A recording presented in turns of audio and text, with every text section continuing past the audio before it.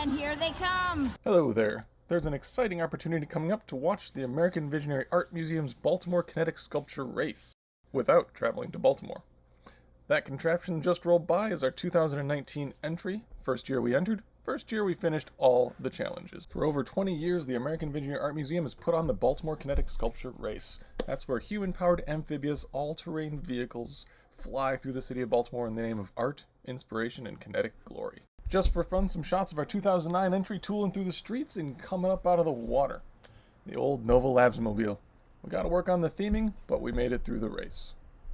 The race is held the first Saturday of May, including this year.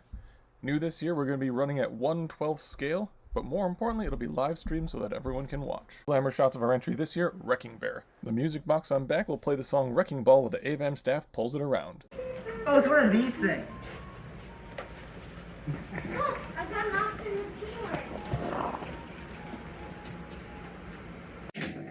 in These are all of the other entries into the miniature kinetic sculpture race. There are a lot more than I expected. Wait, ball. There's a little thing on it. Yeah. It was glasses. Last but not least, look! The mini baby. Honey, I